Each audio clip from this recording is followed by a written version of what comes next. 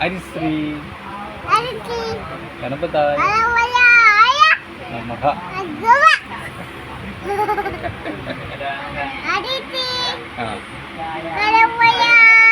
Hi dears, welcome back to our channel. അപ്പോൾ ഞങ്ങളിതാ ഇന്ന് മൂകാംബിക എന്ന നാട്ടിലേക്ക് തിരിച്ചു പോവാണ്.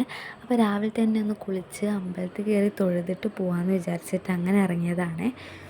ഞങ്ങൾ രാവിലെ അമ്പലത്തിൽ പോയ സമയത്ത് ദേവീനെ പുറത്തേക്ക് എഴുന്നള്ളിച്ചിട്ട് തേരിയിൽ ഇങ്ങനെ കൊണ്ടുപോകുന്ന ആ ചടങ്ങുണ്ടായിരുന്നു കേട്ടോ. അപ്പോൾ അതൊക്കെ കണ്ടു കഴിഞ്ഞ് ഞങ്ങൾ നന്നായിട്ട് തൊഴുത് കുറച്ച് സമയം അമ്പലത്തിലൊക്കെ സ്പെൻഡ് ചെയ്തിട്ടാണ് കേട്ടോ പിന്നെ ഞങ്ങൾ ഇറങ്ങിയിട്ടുള്ളത്. ഞങ്ങൾക്ക് ട്രെയിൻ ഉച്ചയ്ക്കാണ്, അപ്പോൾ അതിന് മുമ്പേ കുറച്ച് സമയമൊക്കെ ഉണ്ടായിരുന്നു.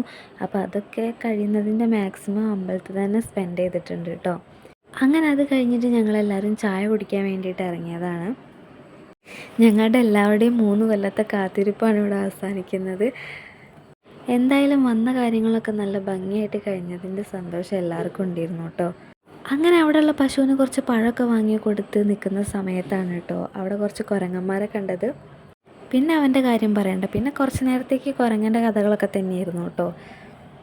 അത് കഴിഞ്ഞൊരു ചെറിയ പർച്ചേസിങ്ങും കാര്യങ്ങളൊക്കെ കഴിഞ്ഞിട്ട് ഞങ്ങൾ നേരെ റൂമിലേക്ക് പോവാണ്. അമ്പലത്തിൻ്റെ മുമ്പിൽ കുറേ ഇതേപോലെ പൂക്കളും പിന്നെ താലത്തിൽ കുറച്ച് പൂക്കൾ, സാരി അങ്ങനെയുള്ളതൊക്കെ വെച്ചിട്ടുണ്ടാവും കേട്ടോ. നമുക്ക് വേണമെങ്കിൽ അത് വാങ്ങിയിട്ട് വഴിപാടായിട്ട് അമ്പലത്തിൻ്റെ ഉള്ളിൽ കൊടുക്കാം കേട്ടോ. അവിടെ വന്ന് എല്ലാവരും ഇതേപോലൊരു താലം വാങ്ങിയിട്ട് ഇങ്ങനെ കൊടുക്കാറുണ്ട്.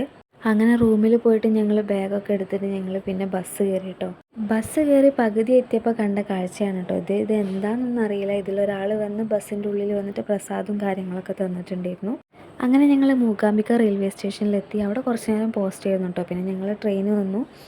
നല്ല ക്ഷീണമുള്ളതുകൊണ്ട് തന്നെ ഒന്ന് ഉറങ്ങാലോ എന്ന് വിചാരിച്ചതാണ്. പക്ഷേ വരുമ്പോൾ എങ്ങനെയാണോ അതിൻ്റെ ഡബിൾ സ്ട്രോങ് ആയിരുന്നു കേട്ടോ ആൾ. എങ്ങനെയാണ് ഇങ്ങനെ അഭിനയമൊക്കെ വരുന്നത്, എവിടെ നിന്ന് പഠിക്കുന്നതാണെന്നൊന്നും എനിക്കറിയില്ല കേട്ടോ. അങ്ങനെ അഭിനയിച്ച് മറയ്ക്കുന്നുണ്ട്. എങ്ങനെയാണ് അതിനൊക്കെ പറ്റുന്നതെന്നുള്ളതാണ്.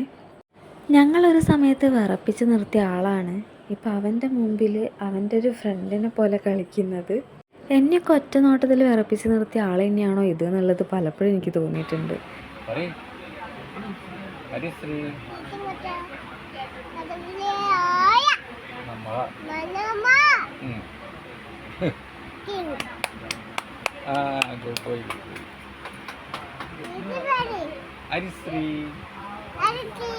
ഗണപതായ നമഃ.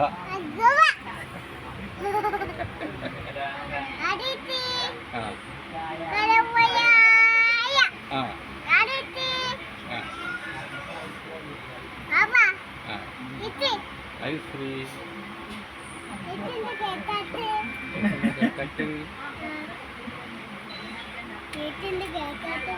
ഒന്നും കൂടെ പറഞ്ഞു